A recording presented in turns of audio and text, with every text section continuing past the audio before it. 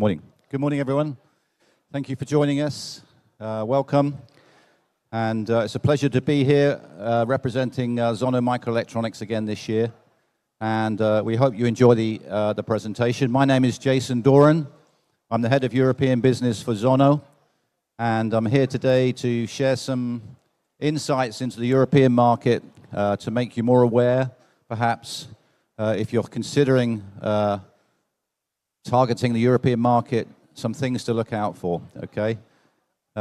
Europe is a big marketplace, over nearly 400 million people, and it provides a great opportunity for foreign investment, and Zhono has benefited very greatly with its market opportunities in Europe. So I'd like to share with you some of those opportunities to consider.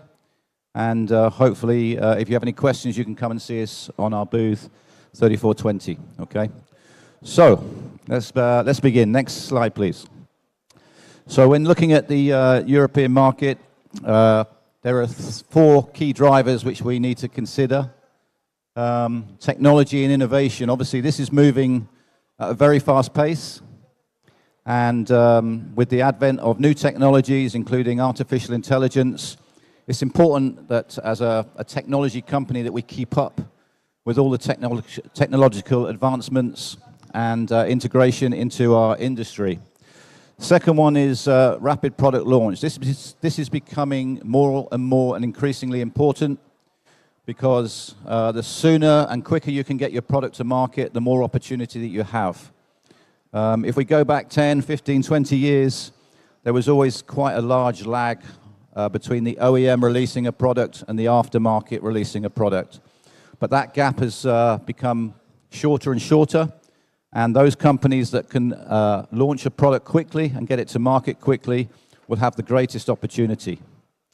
The third one is localized services. This is again become increasingly important in the global scheme of things, particularly in the current political environment where we've seen increased tariffs, the challenges with the global supply chains, distribution, and so on. So localized services become increasingly important, and if you can offer a local service in a local language, in the local time frame, this gives you a great and strong advantage in the marketplace. And then particularly in Europe, what we're seeing increasingly is new green or environmental legislation, okay? And this has been driven by the European Parliament, and we'll talk a little bit about some of the regulations, but you need to be aware and conscious that if you're dealing particularly with large corporations in Europe or government bodies, big institutions, they will expect that you have taken consideration of the environment and sustainability, and you've looked at the circular economy, okay? So we'll jump into that a bit more. So looking at some of the opportunities then, obviously, there are many, but the market is not growing. So you have to really be precise about where your opportunities are, and you have to go hunting. But with smart chips, the Internet of Things, artificial intelligence, and the digital service models, subscription models, and so on, there are opportunities here for new suppliers and investment in Europe. However, there are challenges, and there are many, and it's becoming increasingly complex in the marketplace, particularly with the OEMs increasing their encryption, their barriers and challenges to enter the market, okay? So the OEMs are really protecting their market share. So you need good technology departments, you need good support in order to keep up with the OEMs. And of course, the impact really is that if you have a product that is first to market, that is technologically sound, then you can develop good partnerships in Europe. And those partners will expect you to keep them up to date with what's happening. Okay, but it does mean that you can build strong relationships. Next slide, please. So at Zhono, we're an independent chip manufacturer, which you may know, but we have a comprehensive firmware upgrade system. Firmware has become a major challenge around the world, but particularly in Europe. The OEMs are frequently releasing new firmware, And that becomes a challenge, particularly for a chip manufacturer like Zhono. So it's important that we stay up to date and in control of the technology in order to minimize the effect of firmware on our customers, okay? We have a daily tracking department that tracks all firmware, so when it's released, we can respond very quickly. We can inform our customers in order to let them know that they need to take action. And then we support our customers with solutions. And normally, we are able to resolve the situation in very fast time. And then we have dedicated devices which enable our customers not only to reset and reprogram chips, but also to update their firmware. Okay, and we can do that in real time within a matter of days, at most a week. Next slide. So I talked about how important it was to keep up with the OEMs. So first to market products are very, very critical. Okay, our customers expect it. We support our customers, and where we can, we try and get our products to market as quickly as we can. Okay, that way we decrease the window or minimize the window for the OEM to seize the sales opportunity. So first to market products, very, very important, and we're doing everything we can to accelerate the product launch. And we have a strategic shift in the way that we manage our partners and our customers by offering local and regional support. Next slide, please. Just a little bit of background into Zhono. Zhono is an independent company. We have 3 R&D centers in China. We've been working in this industry, in this market, since 2013, so a long time. We have a lot of experience and knowledge, and we have over 220 employees, and 20% of our revenue is invested back into R&D so that we can keep up with the OEMs. We have state-of-the-art machinery, devices, and technology to enable us to develop chips quickly that perform and respond just like the OEM. We cover over 10,000 SKUs in our portfolio, and we have offices in Europe, America, and of course in Asia. Next slide, please. So it's okay being first to market, but the product has to work, right? So with all Zhono chips, they go through a very rigorous and defined testing process. And it starts on the left here with testing our chips with the OEM product first, and then it goes through a very detailed process where we test it in for serial numbers, we test it in consumer environments, MPS environments, and all of this leads to a very elaborate and comprehensive test report for our customers. So this is a constant process that happens with every chip. And without this, then we don't have a product to get first to market. So this has to happen first. Next slide, please. So we have some values that we like to stand by. By offering localized services to our partners, we can provide tailored solutions by having service centers around the world that can offer technical support, customer support, firmware updates, and so on, where we can support our customers in real time and in their local language. Okay, so this is very critical. It enables us to establish a local and technical infrastructure, so we have people in country who can offer technical support rather than waiting for China to wake up in order to get support. So we can offer this around the clock. And of course, it means that we've had to have a shift in our global supply chain. Okay, so rather than taking 6 or 7 days or a week to ship products, we now have products in country, so we can supply our customer base within 24 hours. Okay, very, very important to service local markets with local product. Okay, so we have stock in place, we have technical support in place, and we have salespeople in place in each of the countries. So this is very, very critical. Next slide, please.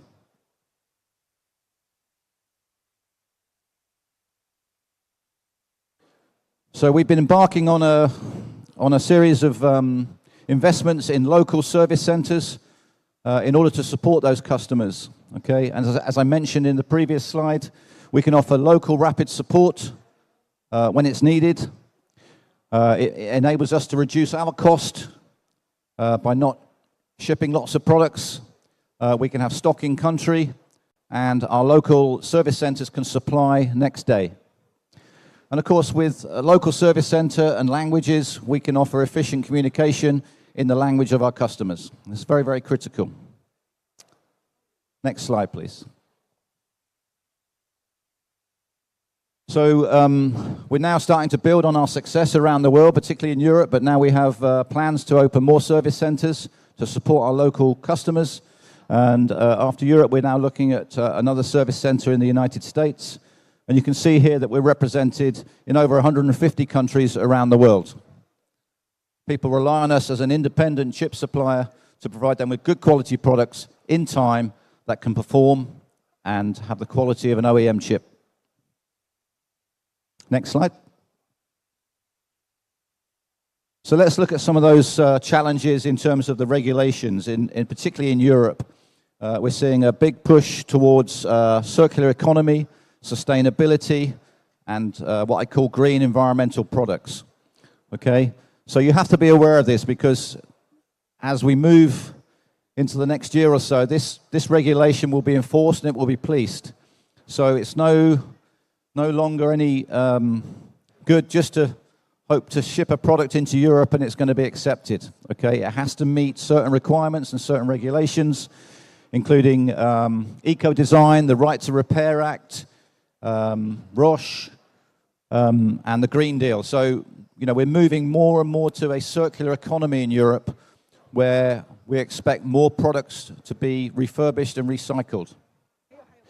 And companies and customers that can offer components and a recycle service will take the largest share of the market.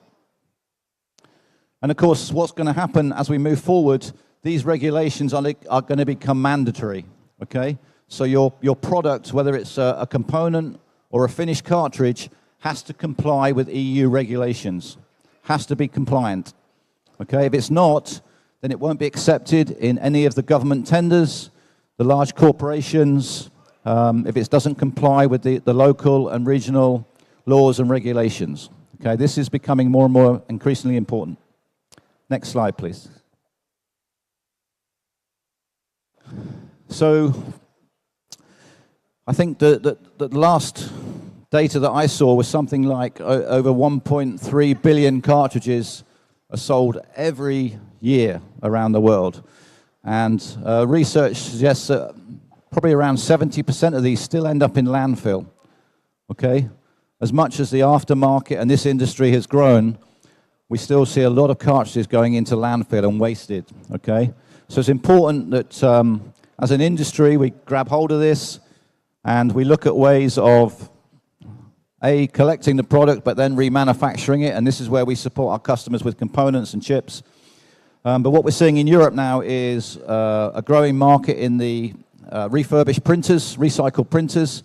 These can be repaired, recycled, and remarketed into other countries, or indeed into Europe, into what we call the second-hand market. Okay?